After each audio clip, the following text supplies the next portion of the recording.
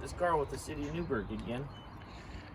I'm going back to our demonstration. It's been 15 days now since we put the wipe and the toilet paper into these, and I would like to show you what the difference is. So if I take the lid off here,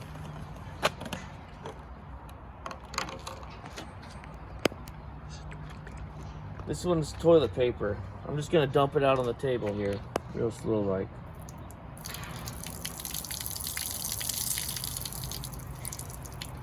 So that's what toilet paper does in the sewer. And this is what a wipe does.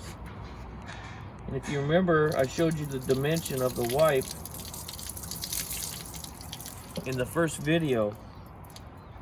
So now after 15 days of being in the water, the dimension is identical to where it was before. Don't flush wipes. Save the pipes.